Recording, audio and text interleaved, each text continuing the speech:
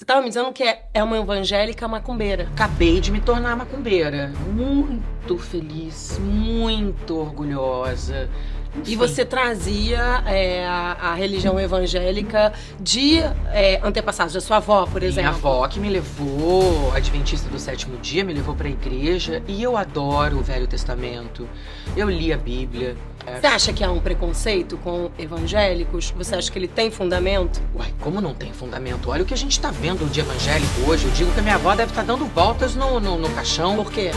Porque o evangélico de hoje é o que há de pior no ser humano. Virou o protótipo de um ser desprezível. De alguém que não respeita uma diferença, de alguém que não respeita um viés diferente do mesmo amor. Se apropria da fé do outro pra... Não, que não respeita a fé do outro e que virou agora uma indústria política.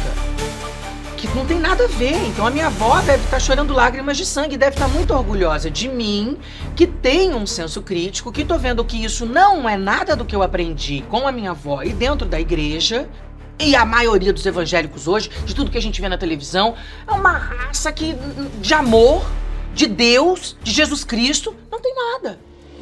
Auê!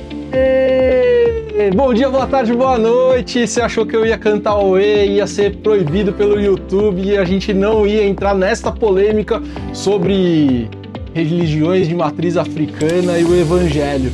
Mas você acabou de ver aí o que a Luana Piovani falou sobre os crentes, principalmente. Eu vou entrar nessa polêmica aqui, é sobre isso que a gente vai falar hoje nesse programa do Fiscal do Feed. Ô, Dona Amor, roda aí a vinheta.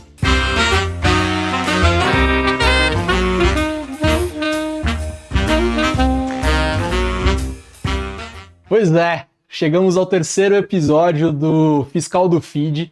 E essa polêmica aconteceu há 1 ou 2 semanas atrás. Eu já postei um Reels lá no Instagram da ChurchCon, mas eu quis trazer para cá porque acabou sendo polêmica também em alguns feeds, não de igreja, de alguns influenciadores que falam sobre o evangelho, muita gente criticando a Luana Piovani e outras pessoas defendendo a Luana Piovani, claro que com menor tamanho.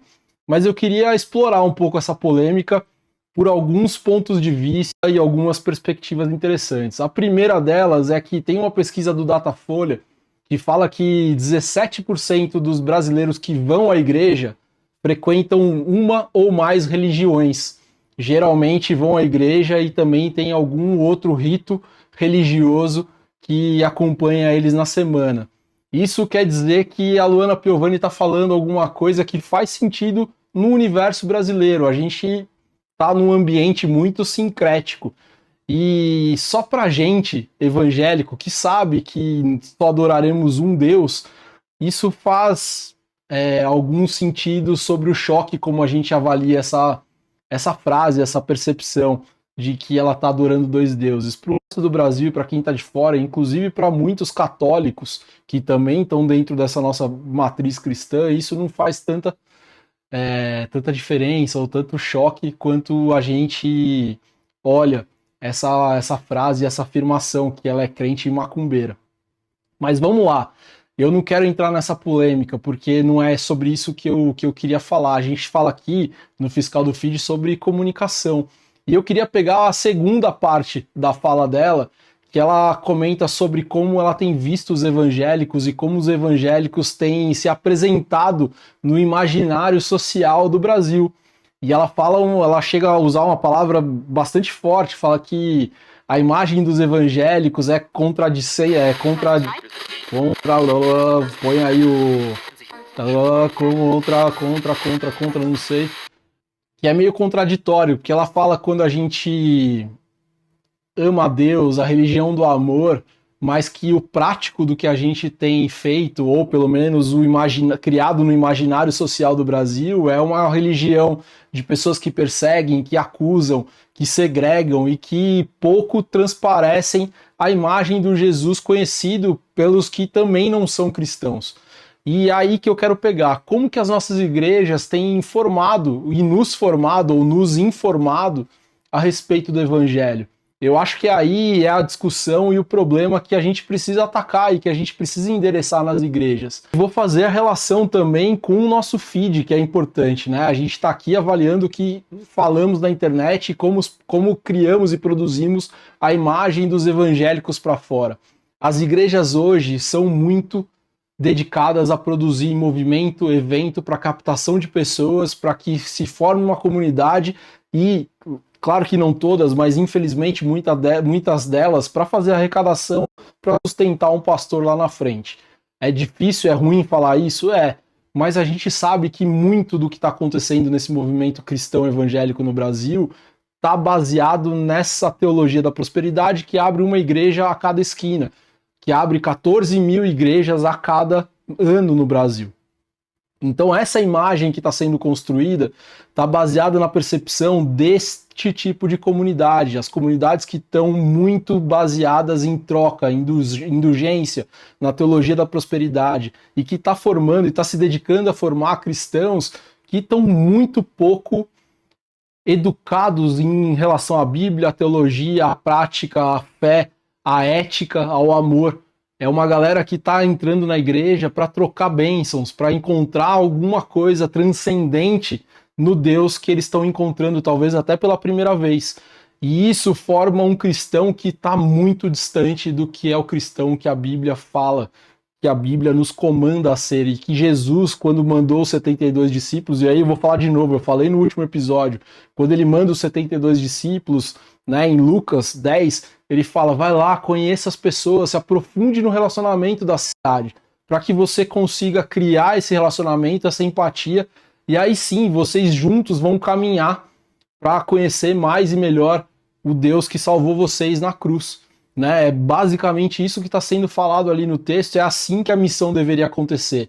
E o que a gente está vendo hoje é uma grande massa evangélica que está correndo para ser maioria. Daqui a alguns anos já seremos maioria no Brasil. E essa massa que forma a percepção do imaginário social, ela é extremamente contraditória ao que a Bíblia prega. Né? A gente está sendo exatamente o oposto do que Jesus foi. Jesus caminhou com as pessoas questionáveis, Jesus caminhou com as pessoas que os judeus daquela época não caminhavam. Eles apontavam, inclusive, para matar essas pessoas, ou para perseguir essas pessoas, para prender essas pessoas. E Jesus estava fazendo desta comunidade os seus discípulos. E aí a pergunta que eu jogo para os pastores que estão me assistindo aqui, para a galera que faz comunicação, é como a sua igreja está produzindo comunicação? Como o feed da sua igreja pode atuar nessa realidade que outras Luanas Piovani falam por aí sobre os crentes? A gente está criando uma resistência muito grande sobre a nossa mensagem, sobre quem nós somos como comunidade, por esse tipo de cristão que está envolvido na política, que está envolvido em corrupção, que está envolvido nas páginas policiais, que agride as mulheres, para os legendários que estão lá refazendo as suas percepções de homem e que, na verdade, estão estimulando o discurso red pill por aí. E eu não quero fazer nada sobre a agenda woke aqui antes que você pense isso. Não é sobre isso que eu estou falando. Eu estou falando sobre a agenda de Jesus. A agenda de Jesus era: eu vou acolher a todos para que todo mundo me conheça. E outra coisa que é interessante, a igreja, quando ela é uma igreja que está querendo transformar o ambiente, ela é uma igreja que discipula, que ama, que caminha junto, que denuncia e que espalha a ética que Jesus colocou para a gente aqui como sociedade. A gente precisa cuidar do meio ambiente, a gente precisa cuidar das pessoas e precisa amar o Deus dessa missão. E é tudo que não está acontecendo. Mas aí a gente vai para a segunda parte desse programa, que já está ficando até mais longo do que eu queria. A segunda parte é: nem tudo está arrasado. A gente consegue ter e ver histórias, não pelas igrejas em sua maioria, mas consegue ver nos feeds de pastores e de influenciadores que estão por aí, que a igreja ainda impacta muito, ainda transforma muito. E eu quero passar 2 vídeos para vocês. O primeiro fala de uma história de um pastor que vai contra o estereótipo do pastor que usa relógio caro, do pastor que mora em Orlando, do pastor que tem 1 milhão de salário, como a gente está vendo aí nesses últimos dias. Pastor que está comprando avião, mas é um pastor que está doando do seu para o próximo, para que o próximo possa comer. E essa história que eu queria que você ouvisse agora, com o coração aberto, para que você entenda que há esperança, que por meio de você, comunicador ou pastor, é possível que a gente espalhe a boa notícia por meio das redes sociais. Não dá pra ficar quieto. Eu preciso expor alguns pastores aqui, para isso eu vou ler relatos que eu recebi de seguidores contando histórias reais. Conheço um pastor que vendeu o próprio carro para comprar um lote para construir a igreja e sair do aluguel. Também abriga pessoas que estão em necessidade até que elas se estabilizem. Eu e meu marido ficamos desempregados ao mesmo tempo. Nosso pastor nos visitou e ofereceu seu cartão de crédito particular para fazermos as compras do mês. Eu conheço um pastor que torra quase o salário todo, escândalo, se não todo, colocando combustível no carro para fazer cultos em asilos todo sábado e domingo. Eu conheço um pastor que teve uma ovelha sequestrada e ele foi a pessoa escolhida para levar o resgate aos bandidos e pegar a ovelha. Só que esse pastor tinha uma filha com meses em casa, uma filha que ele esperou por 14 anos para conseguir ter.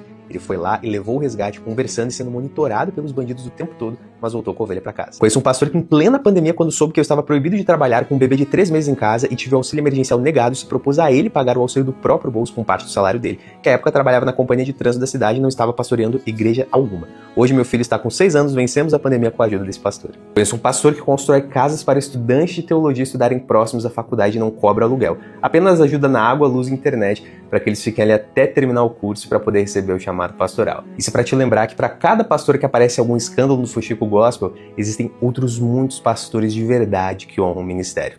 E tu, conhece outro pastor para expor aqui? Legal, vocês viram esse vídeo aqui, tava falando enquanto o vídeo tava tocando, eu tava falando com a produção aqui que me mandou esse vídeo. Quando eu postei da Luana Piovani. Muitas vezes a gente conversa aqui na ChurchCon sobre Rodrigo, eu acho que você está sendo muito ácido nas suas análises, e aí sempre vem um contraponto aqui dentro também. A gente discute sobre, será que a gente está pesando a mão? Será que a gente está pegando pesado com a comunicação e com os pastores que estão tentando fazer seus ministérios? E a nossa discussão sempre termina o que Jesus faria se tivesse nesse tempo. Jesus também celebraria as boas notícias, como a gente ouviu nesse vídeo agora. Ele contaria boas histórias, mas ele também denunciaria. Ele também chutaria os vendilhões do templo. Ele também faria um grande de um auê para falar que a gente precisa voltar para o caminho que ele direcionou a gente. Então, vamos lá, voltando no que a Luana Piovani falou, né? Ela construiu os evangélicos, esse mundo evangélico, como um povo odioso, que não dá para ficar dentro, é assim que não dá para ficar perto, é assim que ela se referiu a gente. E eu concordo com ela, quando a gente é aquele povo que está desumanizado, que está politizado, que está dividido, que está segregando as famílias, que está apontando o dedo na cara do pecador, sendo que nós somos os primeiros que deveríamos saber que todos somos pecadores e que por meio da cruz há graça, há esperança, há amor e há salvação.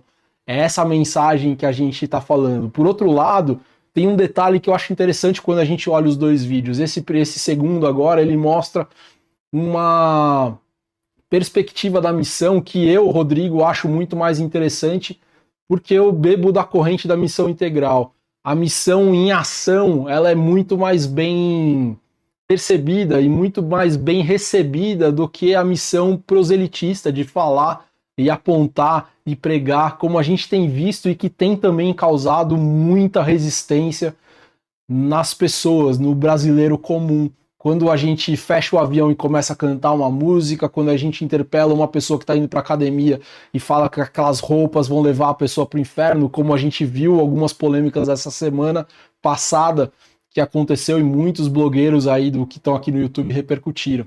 Então é legal quando a gente olha a missão da igreja e o conteúdo que a igreja produz por essa perspectiva. Que mensagem, que testemunho, que ação a gente está conseguindo colocar no feed para mostrar que não somos esse crente da televisão.